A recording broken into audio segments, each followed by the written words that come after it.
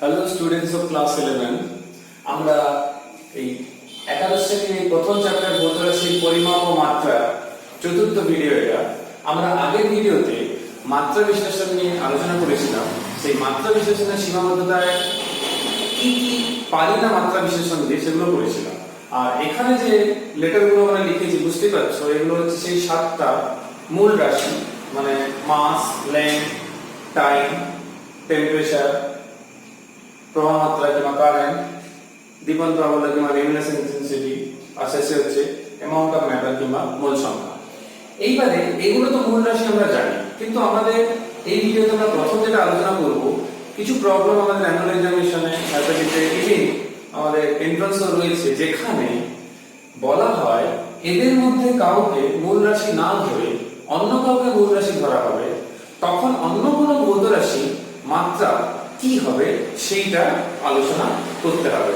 তো এর জন্য আমি দুটো উদাহরণ বেছে নিয়েছি, যেটা বুঝতে তোমাদের সুবিধা হবে। সেই পদ্ধতি লাগিয়ে তোমরা যে কোনো অঙ্ক করতে পারো।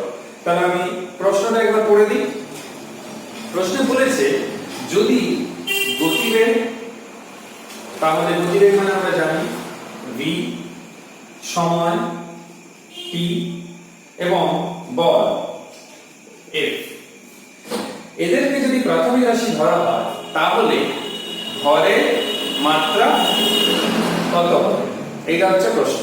তাহলে গতিবেগকে মূল রাশি ধরতে বলছে, সময়কে ধরতে বলেছে, f কে ধরতে বলেছে। তোমরা নিশ্চিত বুঝতে পারছো, সময় বাদে বাকি দুটো যে রাশি রয়েছে তারা কিন্তু মূল রাশি নয়। আর চেয়েছে কি না, চেয়েছে ভরের মাত্রা চেয়েছে। তার মানে তারা জানতে চাইছে যে m সমান কত in terms of v, in terms of t and in terms of f। এই প্রশ্নের সমাধান করতে গেলে কিংবা এই জাতীয় যে কোনো প্রশ্নের সমাধান করতে গেলে একটা ইজি পদ্ধতি, অনেকে কি করে v সমান কত, t সমান কত, f সমান কত বসিয়ে গুণ ভাগ করে করে, ওটা অনেক সময় কি হয় বড় অঙ্কের ক্ষেত্রে কিংবা কঠিন অঙ্কের ক্ষেত্রে সেটা কিন্তু সমস্যা হয়ে পড়ে। আমি একটা সহজ পদ্ধতি বলবো যেটা সবাই প্রয়োগ করতে পারবে আর ওটা নির্ভুল হবে। আমরা মাত্রা বিশ্লেষণ লাগিয়ে সবচেয়ে প্রথমে যে কাজটা করব সেটা হচ্ছে v কে, মানে গতিবেগ, আমাদের সময় আর বল, এইগুলোকে ডান দিকে আমি কাজ করি, লেফট থেকে শুরু করি। বের করতে হবে কার মাত্রা? m এর মাত্রা। তাহলে m, এইবারে এদিকে কে আছে? বেগের উপর নির্ভর করে বলছে, কেন? বেগকে মূল রাশি ধরতে বলেছে। তাহলে v, ঘাত জানি না তাই x লিখলাম। তারপরে সময়, তার ঘাত জানি না তাই y লিখছি। তারপর প্রযুক্ত বল, তার ঘাত দিলাম z। এবার দেখো m মানে ভর, আমি সহজে তার মাত্রা জানি, লিখতে পারি, কিন্তু এখানে l এবং t কিন্তু নেই। দেখো l এবং t নেই, তার মানে কি লিখতে পারি? আমি আগের ভিডিওতেও তোমাদের বলেছি m to the power 1, n to the power 0, t to the power 0। এখানে v আছে, v এর কি হয়? l t to the power -1। উপরে কত থাকবে? x থাকবে। t সময়, সময় মাত্রা t থাকবে। প্রযুক্ত বল ml t to the power -2 two the power z। এইবারে আগের ভিডিওর মতই কি কাজ করব আমরা? l গুলোকে t গুলোকে একসাথে করব।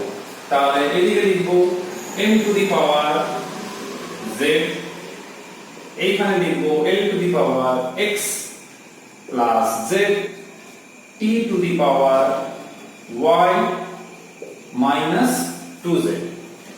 আমরা মাত্রা বিশ্লেষণে পড়েছি মাত্রা সমমাত্রিকতার নীতি, মানে বোথ সাইডের মাত্রা যদি সেম না হয় সেই সমীকরণটা ঠিক হবে না।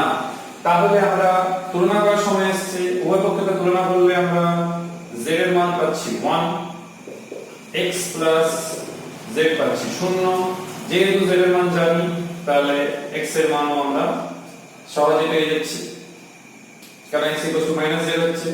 এইখান থেকে পাচ্ছি y 2z 0, তাহলে y 2z, তাহলে 2 into 1 equals to 2। তাহলে এখানে আমরা y এর মানটা পেয়ে গেলাম। তাহলে লেখার সময় কি লিখব? m equals to v to the power x ছিল, x মানে -1, t to the power y ছিল, y কত 2, f to the power z আছে, তাহলে f to the power 1। তার মানে m হচ্ছে v to the power -1, তোমরা ক্যাপিটাল এর মধ্যে ধরতে পারো, t to the power 2 কিংবা square f to the power 1। আমরা একবার উত্তর নিয়ে নেব। v to the power -1 ঠিক আছে, এইখানে t থাকছে, f থাকছে। একটা কথা এখানে বলে দিই, আমাদের এখানে এই t এর যে এক্সপ্রেশন ছিল, এইখানে একটা ছোট্ট মিস্টেক হয়ে গেছে, সেই মিস্টেকটা ঠিক করে নিই আমরা। এখানে -1 একটা x ছিল, সেটা আমরা লেখা হয়নি, সরি, ওই জন্য একটা অ্যানসারে মিস হয়েছে। তাহলে এখানে y equals to -2 into 1 minus plus, তাহলে y equals to 1। তাহলে t to the power y ছিল, এইটা হবে কিন্তু 1। তাহলে এবার উত্তর আমরা মিলিয়ে নিই, v to the power -1, t to the power 1, f to the power 1। এটাকে আমরা এইভাবেও লিখতে পারি।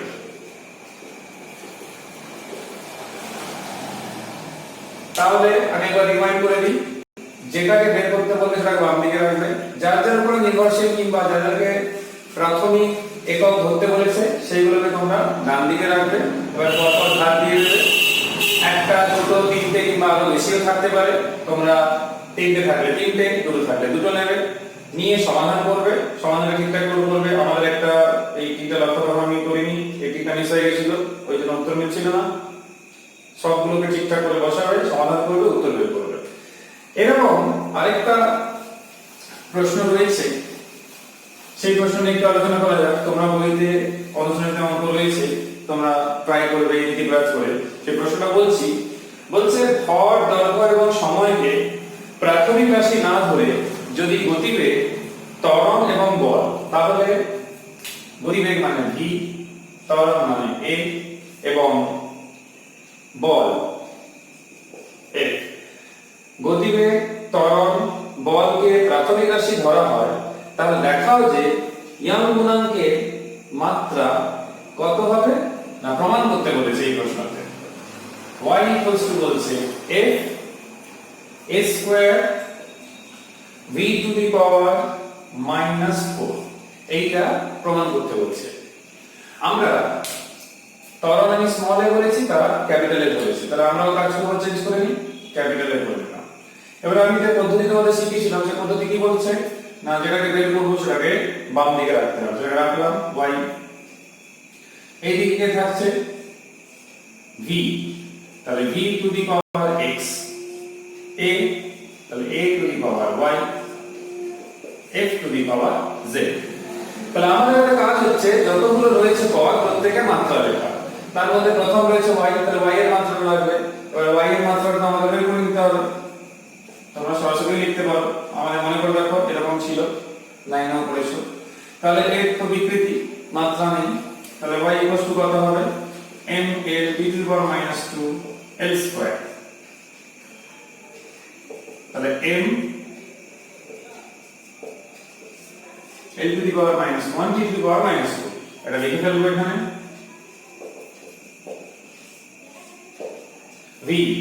v হচ্ছে l t to the power -1 x, a মানে ত্বরণ।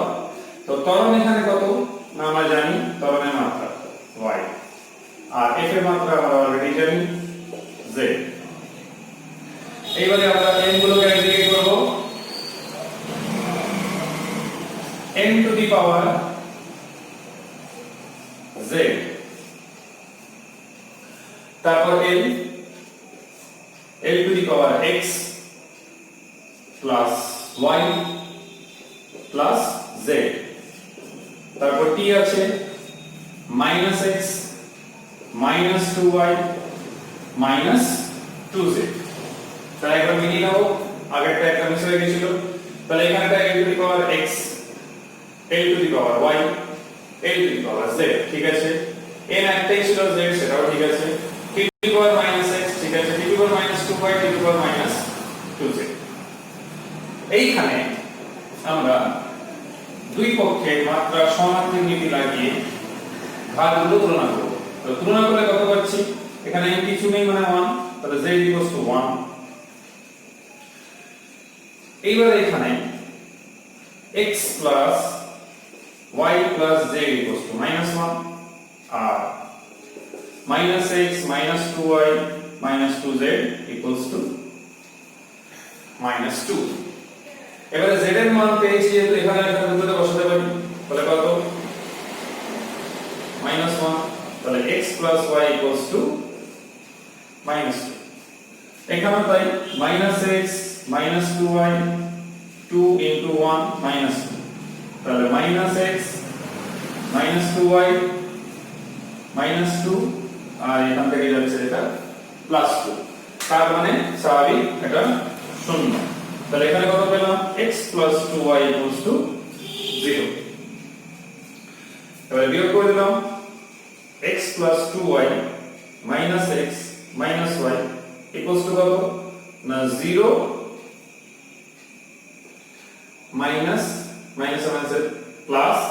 +2, তাহলে x কেটে গেল, এখানে y একটা কাটছে, তাহলে y 2। আর কি থাকছে? আমার x এর মান চাই, তাহলে একটু আগে আমরা বলেছিলাম x y -2, তাহলে x -2 y, তাহলে -2 -4। তাহলে এই যে মানগুলো আমরা পেয়েছি সেগুলো কোথায় বসাবো? এইখানে মানে বসাবো। তার মানে আমরা কি লিখব? y কত লিখব? v to the power x, তাহলে x কত? -4 a two the power y square, f two the power z, তাহলে z এর মান আমাদের কাছে 1 রয়েছে, f টু দি পাওয়ার 1। তাহলে নতুন সিস্টেমে y এর মাত্রা এইটা বেরোচ্ছে। তাহলে আমরা যা প্রশ্ন ছিল লক্ষ্য করে দেখো, f a square v to the power -2 পুরো মিলে যাচ্ছে। তাহলে আমি আবার মনে করাবো, এই পদ্ধতিটা খুব কাজে লাগবে, পরীক্ষাতে খুব ইম্পর্টেন্ট। তোমরা যা বের করতে বলবে তাকে বাম দিকে রাখবে, বাকিগুলোকে এরকম ডান দিকে রাখবে, রেখে মাত্রাগুলো বসাবে, তারপর তুলনা করবে। তাহলে আমরা তাড়াতাড়ি আমরা টপিকের দিকে যাই। তো আমরা এখানে মোটামুটি মাত্রা বিশ্লেষণ পাঠটা শেষ করছি। এখানে মাত্রা বিশ্লেষণের তোমাদের গাণিতিক উদাহরণ রয়েছে, অনুশীলন রয়েছে, সেগুলো করবে। এবারে আমরা যে আলোচনাটা করব যে মানের ক্রম, যাকে বলা হয় অর্ডার অফ ম্যাগনিটিউড, এই মানের ক্রম সম্বন্ধে আমরা একটু আলোচনা করব। সেটা কেমন? মানের ক্রম সম্বন্ধে জানতে গেলে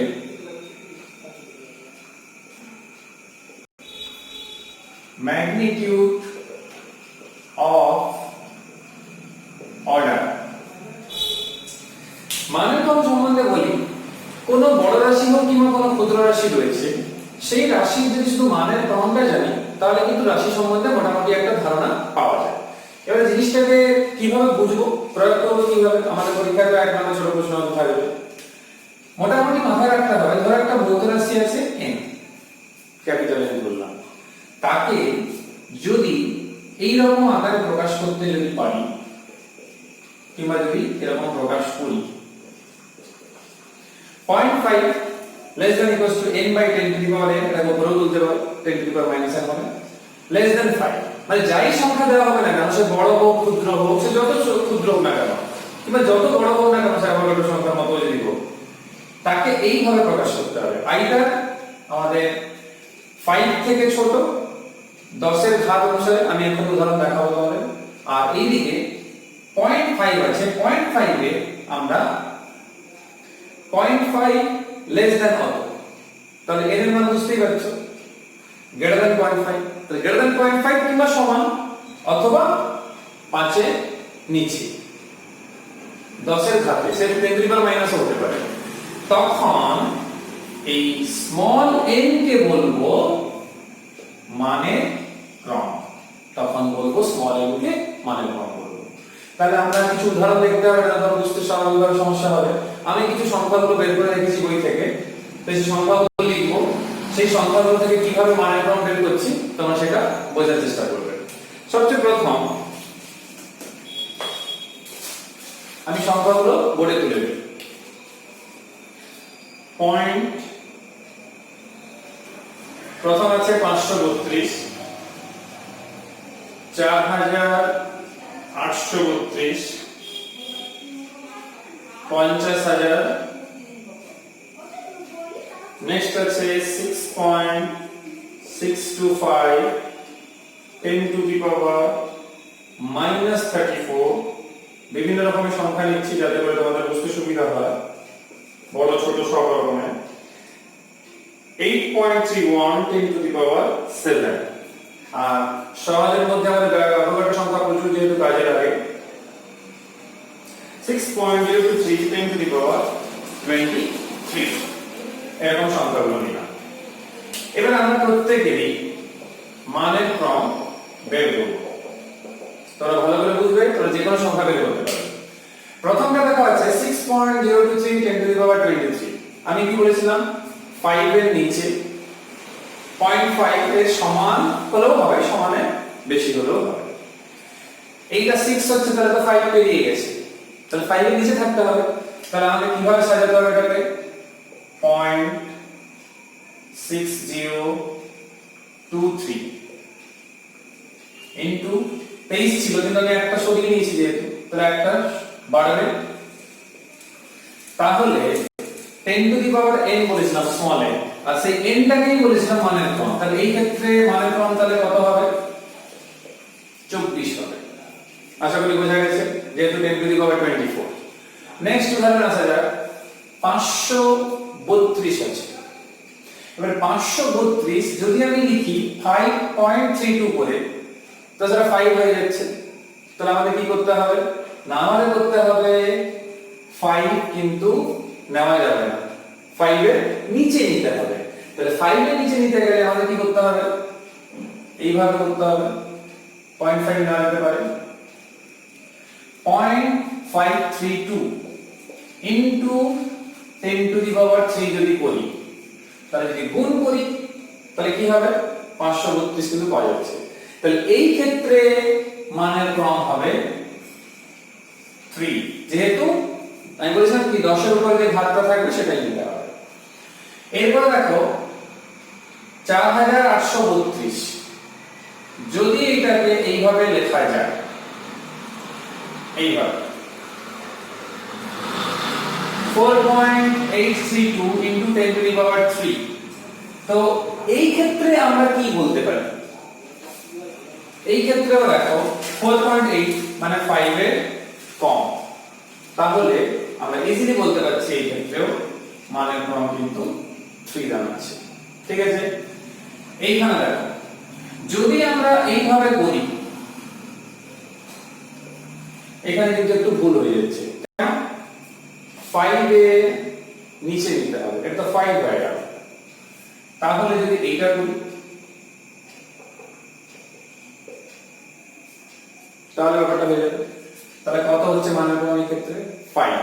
তাহলে এই ক্ষেত্রে মানের ক্রম যেটা দাঁড়াচ্ছে সেটা হচ্ছে 10 টু দি পাওয়ার 5, মানে শুধু 5। নেক্সট ইন্টারেস্টিং एग्जांपल হচ্ছে 6.625 ইনটু 10 টু দি পাওয়ার -34। তাহলে এটাকে ডেফিনেটলি আমি 6 রাখতে পারছি না, তাহলে আমাকে এইভাবে লিখতে হবে 0.6625। যেহেতু একটা ভাগ করে দিয়েছি, -34 ছিল, তাহলে -33। তাহলে এই ক্ষেত্রে আমাদের মানের ক্রম কিন্তু -33, যেহেতু ঘাতে মাইনাস রয়েছে তাই মাইনাস আমাদেরকে লিখতে হবে। এখানে আসা যাক কি করব আমরা,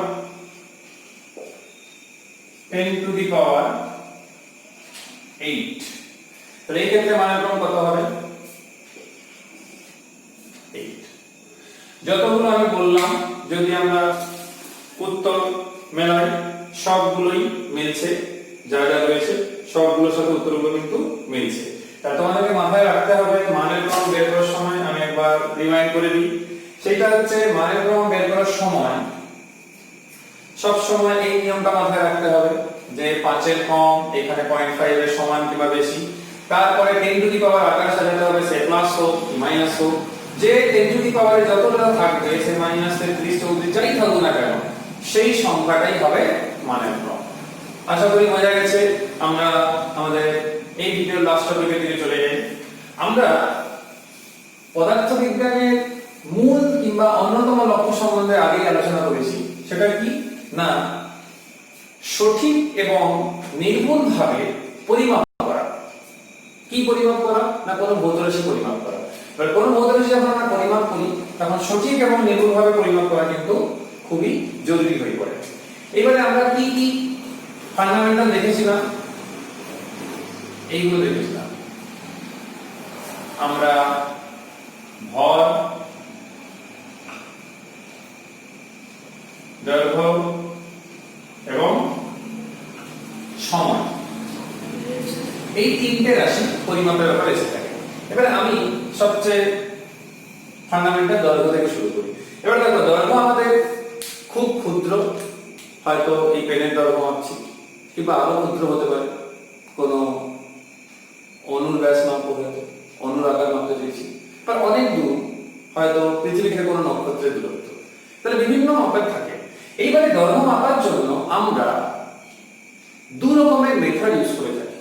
কি রকম না, একটা হচ্ছে ডাইরেক্ট মেথড,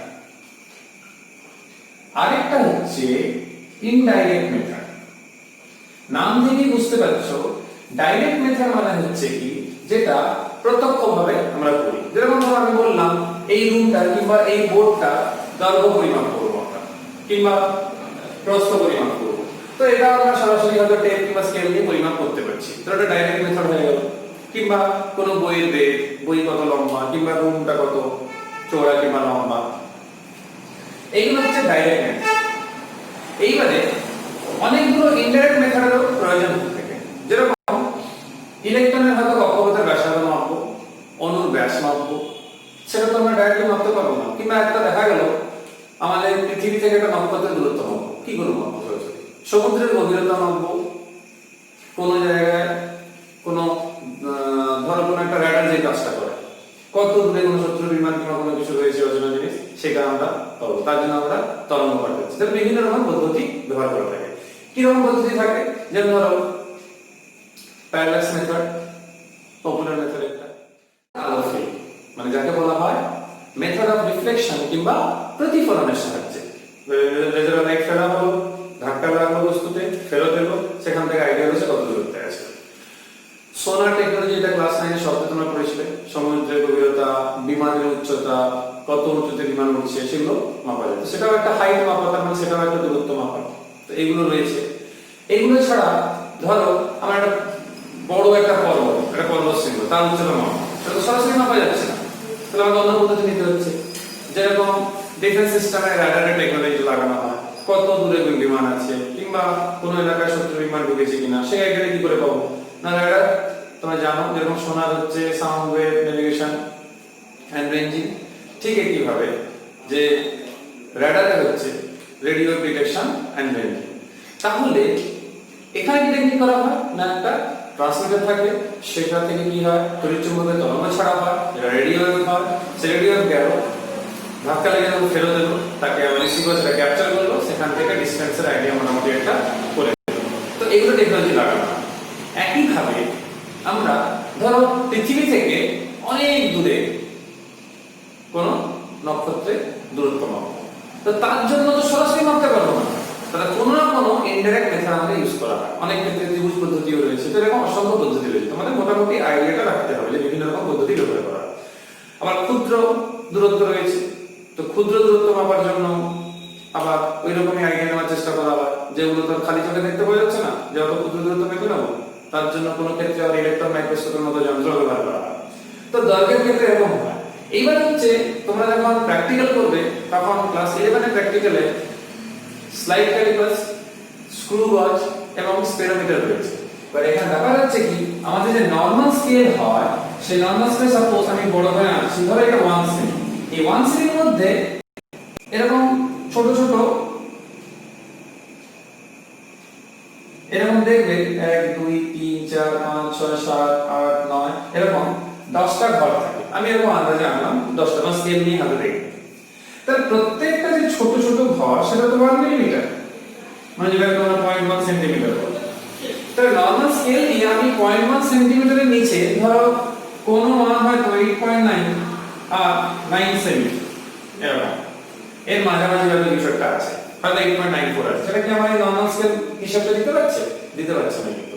তার মানে এই নরমাল একটা মানে সেন্টিমিটার স্কেল দিয়ে আমরা মিলিমিটার স্কেল দিয়ে আমরা কিন্তু এই 0.1 সেন্টিমিটার নিচে কিন্তু যেতে পারছি না। এর জন্য স্লাইড ক্যালিপাসে একটা ভার্নিয়ার স্কেল লাগানো থাকে, যেটা প্র্যাকটিক্যালি থিওরি বইতে থাকলেও আমি তোমাদের এখানে বেশি আলোচনা করছি না, কারণ প্র্যাকটিক্যালি হাতে স্লাইড ক্যালিপাস, স্ক্রু গজ, স্পিরোমিটার নিয়ে বুঝতে অনেক সুবিধা হবে, অনেক তাড়াতাড়ি হবে। আমি জাস্ট একটু আইডিয়া দিয়ে রাখছি। ভার্নিয়ারে কি করা হয় না, 10টা ভার্নিয়ারের ঘর মেন মুভ স্কেল কিংবা মেন স্কেলে 9টা করে সেন্টিমিটার। তো সেখানে একটা ভার্নিয়ার কনস্ট্যান্ট বলে রয়েছে, যাকে আমরা ভিসি বলি ইংলিশে। তাকে লেখা হয় কি, ভার্নিয়ার কনস্ট্যান্ট, যেটাকে আমরা বাংলায় বলি ভার্নিয়ার ধ্রুবক। এই ভার্নিয়ার ধ্রুবকের মান বেরোয় এইটা 0.01 সেন্টিমিটার। সে কিন্তু সঠিক পরিমাপটা দিতে পারে। তাহলে দেখো এটা কম দৈর্ঘ্য মাপছি কিন্তু আমরা, সেখানে কিন্তু এই 0.01 সেন্টিমিটার অবধি যেতে পারে। একই ভাবে আমরা যদি একটা স্ক্রু গজ ব্যবহার করি, যেটা স্ক্রু নীতিতে লাগানো হয়, সেখানে একটা এলসি বলে একটা আছে, যেমন এখানে ভিসি আছে, তাকে বলা হয় লিস্ট কাউন্ট। সেই লিস্ট কাউন্টের মান স্ক্রু গজের ক্ষেত্রে মোটামুটি এইটাই হয়, মোটামুটি না, একদম অ্যাকুরেটলি এটাই হয় 0.001 সেন্টিমিটার। তাহলে এই ক্ষেত্রে আরো আমরা অ্যাকুরেসি কিংবা সূক্ষ্মতা কিংবা প্রিসিশন আরো বেশি পাচ্ছি। তো প্রয়োজনে এটা আমরা বন্ধ করে থাকি। এবারে যদি কোনো সরু তারের আমি ব্যাস মাপবো, অত ক্ষুদ্র স্কেল দিতে পারবো না, এই ক্ষেত্রে তো এখানে ছোট্ট চোঙের হয় আমি উচ্চতা মাপবো, ব্যাস কিংবা ব্যাসার্ধ মাপবো, তার আয়তন মাপবো, তার ক্ষেত্রে এই সাহায্য নিতে হবে। এবার বুঝতেই পারছো, আমরা হয়তো একটা গোলকের আয়তন এই সূত্র লাগিয়ে ছোট্ট গোলকের আয়তন বের করবো, কিন্তু আরটা তো পরিমাপ করতে হবে আমাকে। যদি আর পরিমাপ করতে গেলে ত্রুটি চলে আসে, তাহলে পুরো ক্যালকুলেশনটা এর মধ্যে ত্রুটি চলে আসবে। তো এই জন্য পরিমাপ সঠিকভাবে করতে হয় নিয়ম মেনে। এইখানে আমরা লিস্ট কাউন্টের কথাটাও জানলাম, আর এখানে ভার্নিয়ার কনস্ট্যান্ট কথা জানলাম। একইভাবে স্পিরোমিটার রয়েছে, সেখানেও আমরা ধরো একটা লেন্সের কিংবা কাঁচের প্লেটে বেগ মাপবো, সরাসরি মিটার স্কেল দিতে পারবো না, সেই ক্ষেত্রে স্পিরোমিটারটা লাগবে। তো এই তিনটে জিনিস, স্লাইড ক্যালিপাস, স্ক্রু গজ আর স্পিরোমিটার, এই তিনটেই এস্টিমেটের রয়েছে। প্র্যাকটিক্যাল যখন তোমাদের 11 শুরু হবে, তখন তোমরা ভালো করে স্কুলে প্র্যাকটিক্যাল ক্লাসটা করবে, তাহলে হাতে নাতে সহজে বুঝতে পারবে। তাহলে এটা থাকলো দৈর্ঘ্যের ব্যাপারে, যেটা আমি বললাম যে বৃহৎ দূরত্ব আমরা কোন তড়িৎচুম্বকের তরঙ্গ ব্যবহার করছি, কিংবা কোন ক্ষুদ্র আছে যেগুলো ইলেকট্রন মাইক্রোস্কোপ দিয়ে আমরা ইউজ করি। তাহলে ভরের ব্যাপারে কি না, ভরের ব্যাপারে এটা হচ্ছে যে ভর দেখো, অনেক বড় কোনো নক্ষত্রের ভর মাপতে হতে পারে, আবার অণুপরমাণু ভর মাপতে হতে পারে, আবার সাধারণ বস্তু ভর মাপতে হতে পারে। এবার ভরের ক্ষেত্রে যে ব্যাপারটা হয় সেটা হচ্ছে, আমরা যখন ভর মাপি সাধারণত তোমরা পড়েছো 8 থেকে 9 এ পড়েছো কমন ব্যালেন্স, কিংবা বাংলায় যেটা বলি আমরা সাধারণ উদাহরণ। এই কমন ব্যালেন্স লাগিয়ে আমরা কিন্তু সাধারণ ভর বের করতে পারি। আবার স্প্রিং উদাহরণ, মানে যাকে বলা হয় স্প্রিং ব্যালেন্স, এই স্প্রিং ব্যালেন্স লাগিয়ে আমরা W সমান mg যে ফর্মুলা রয়েছে, ওজনটা বের করতে পারবো। ওজনটা বের করতে পারলে সেখান থেকে কিন্তু ভর বের করতে পারবো। তাহলে ভর আমরা এইভাবে বের করতে পারি, এটা হচ্ছে নরমাল, তোমরাও জানো। ধরো আমি অণুপরমাণুর মতো ক্ষুদ্র জিনিসের ভর বের করব, তার জন্য তো আমি পদ্ধতি লাগাতে পারছি না। তার জন্য আমাদের ধরো একটা পরমাণু ভর বের করব, তার জন্য যন্ত্র রয়েছে, সেটা হচ্ছে ভর মাপার যন্ত্র, যাকে বলা হয় মাস স্পেকট্রোমিটার, যেটা বিজ্ঞানীরা ইউজ করে। এই মাস স্পেকট্রোমিটার দিয়ে আমরা কিন্তু বের করতে পারি। তাহলে মাস স্পেকট্রোমিটার দিয়ে পরমাণুর ভর আমরা মাপতে পারছি। এইগুলো বাদে ধরো আমি একটা নক্ষত্রের ভর মাপবো, তাহলে কার সাপেক্ষে কার হিসাবে মাপবো, সেটা সরাসরি মাপতে পারবো, এটা গ্রহের ভর মাপবো। তো তার জন্য কি করা হয়, আমরা মহাকর্ষীয় যে নিউটনের সূত্র, যেটা তোমরা ক্লাস 8 এ পড়েছিলে, আবার 11 এ পড়বে, কোন একটা গ্রহ কিংবা কোন একটা নক্ষত্র, তো সেই নক্ষত্র অন্য কোনো বস্তুর উপর তার মহাকর্ষ বলের প্রভাব কতটা, সেই বলের প্রভাব থেকে আমরা কিন্তু ভরটা বের করতে পারি। তার মানে সরাসরি বের করার পদ্ধতি রয়েছে দেখলে, আবার মানে প্রত্যক্ষভাবে বের করা, আবার পরোক্ষভাবে বের করা, সব রকম পদ্ধতি প্রয়োগ করতে হয়। এই তো গেল ভরের ব্যাপারে। এবার আমাদের লাস্ট টপিক, যেটা হচ্ছে সময় ব্যবহার করা যায় না। টাইম কিংবা সময় পরিমাপের ক্ষেত্রে তোমরা জানো যে আমরা হাতের ঘড়ি, দেওয়ালের ঘড়ি, কত রকমের ঘড়ি ব্যবহার করি, ডিজিটাল ঘড়ি, কত কিছু ব্যবহার করি। এটা তো নরমাল ইউজের জন্য হয়, কিন্তু আমরা তো ফিজিক্সের নিয়ে আলোচনা করছি, তার মানে কিছু ল্যাবরেটরি পারপাস নিয়ে আলোচনা করতে হবে, অ্যাকুরেসি নিয়ে আলোচনা করতে হবে। তো আমরা যখন স্টপ হয় ছোট ছোট পরিমাপের জন্য ব্যবহার করে থাকি, কিন্তু ল্যাবরেটরি পারপাসে আগে যে ইউজ হতো সেটা হচ্ছে কোয়ার্টজ ক্লক, আগে ইউজ করা হতো। তো এখন তো প্রায় এটা বাদ চলে গেছে। এখন যেটা অ্যাকুরেসির জন্য যেটা ইউজ করা হয় সেটা হচ্ছে সিজিয়াম মৌল, যার পারমাণবিক ভর যে 133, তার যে পরমাণুর যে পিরিয়ডিক যে ভাইব্রেশন কিংবা পর্যাপ্ত যে কম্পন, সেটাকে কাজে লাগিয়ে আমরা যে একটা ঘড়ি তৈরি করেছি, যেটা বলা হয় পারমাণবিক ঘড়ি। সে শুধু সিজিএম দিয়ে পারমাণবিক ঘড়ি তৈরি করা তা না, আরো অনেকগুলো পারমাণবিক ঘড়ি রয়েছে, কিন্তু ল্যাবরেটরিতে এটা খুব অ্যাকুরেট, খুব বেশি ইউজ হয়। তো এটা হচ্ছে এই ঘড়ি ব্যবহার করে আমরা কিন্তু সঠিকভাবে সময় পরিমাপ করতে পারি। এর অ্যাকুরেসি সম্বন্ধে একটা ছোট্ট একটা উদাহরণ দিই। যদি দুটো সিজিএম ঘড়ি একসাথে চালানো হয় 6000 বছর পর, 6000 ইয়ার পর, মাত্র 1 সেকেন্ডের ডিফারেন্স হবে দুজনের মধ্যে। তাহলে বুঝতে পারছো এটা কত অ্যাকুরেট কিংবা কত বেশি অ্যাকুরেসি এর মধ্যে রয়েছে যে সেটা পাচ্ছে। তো এটা সিজিএম ঘড়ির মধ্যে কিন্তু এই জিনিসটা রয়েছে। তাহলে প্রশ্ন হচ্ছে, সিজিএম ঘড়ি এটা পাচ্ছে, তাহলে এইটা সিজিএম ঘড়ি অত অ্যাকুরেটলি টাইম দিতে পারছে, এটা বাস্তবে তো কি কাজে লাগানো হয় না? বাস্তবে একটা খুব সেকেন্ড নামটা তোমাদের জন্য খুব কমন না, জিপিএস আমরা মোবাইলে প্রায় বলি, যে জিপিএস সিস্টেম, কিংবা আমরা সিস্টেম বলা উচিত না, জিপিএস ই বলা উচিত, মানে এস মানেই হচ্ছে সিস্টেম। জিপিএস কাজ করছে, লোকেশনটা অ্যাকুরেট দিতে পারছে। কিভাবে দিতে পারছে না? এই জিআইএস এর পুরো নাম হচ্ছে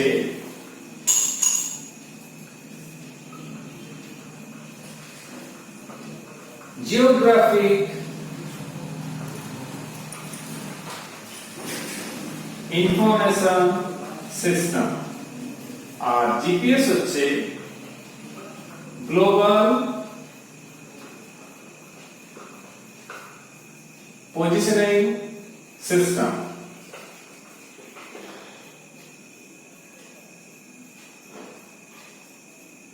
তাহলে এই যে গ্লোবাল পজিশনিং সিস্টেম আর এই যে জিওগ্রাফিক ইনফরমেশন সিস্টেম, এই যে টেকনোলজি, আর আরেকটা খুব ফেমাস টেকনোলজি রয়েছে রিমোট সেন্সিং।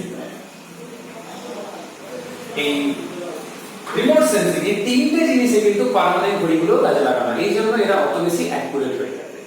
এবার প্রশ্ন হচ্ছে, ধরো এইটা তো হলো অ্যাকুরেট কিংবা সূক্ষ্ম সময় পরিমাপ খুব কম মাত্রা। ধরো আমি খুব বড় টাইম মেজার করতে চাইছি, যেমন পৃথিবীর বয়স কত, কোন জীবাশ্ম পেয়েছি তার বয়স কত, তো তার জন্য এই টেকনোলজি কিন্তু কাজে লাগবে, যতই অ্যাডভান্স হোক না কেন। তার জন্য যেটা আমাদের কাজে লাগবে সেইটা হচ্ছে রেডিও অ্যাক্টিভ ডেটিং। এইখানে তেজস্ক্রিয় যে পদ্ধতি ডেটিং এর বয়স নির্ণয়, সেটা ব্যবহার করা হয়। তার মধ্যে দুটো ফেমাস পদ্ধতির নাম আমি বলে রাখছি, যেটা তোমরা ক্লাস 12 এ পড়বে। একটা হচ্ছে কার্বন ডেটিং, তার জানো যে কোনো জিনিসের বেশিরভাগ জিনিসের মধ্যে কার্বন থাকে, ওই জন্য কার্বনের যৌগের সংখ্যা অত বেশি। আরেকটা হচ্ছে ইউরেনিয়াম ডেটিং। এই পদ্ধতি লাগিয়ে কিন্তু আমরা খুব বড় যে টাইম গ্যাপ সেগুলো কিন্তু আমরা বের করতে পারি। তাহলে এখানে আমরা মোটামুটি জানলাম দৈর্ঘ্য, ভর, সময় এগুলো কিভাবে আমরা ল্যাবরেটরিতে অ্যাকুরেটলি ক্যালকুলেট করি কিংবা করার চেষ্টা করি। তো এইখানেই আমি থামছি। আমরা নেক্সট ভিডিওতে ত্রুটি সংক্রান্ত আলোচনা করব। কত রকমের কি ত্রুটি আছে, কিভাবে ত্রুটিগুলো গণনা করা হয়, সেখান থেকে অনেকগুলো অঙ্ক আসে আমাদের এইচএস পরীক্ষায়, মানে 11 অ্যানুয়াল এক্সামিনেশনে, আমার এন্ট্রান্সেও, সেই সম্বন্ধে আলোচনা করব। টিল দেন, বাই স্টুডেন্টস, সবাই ভালো থেকো, সুস্থ থেকো।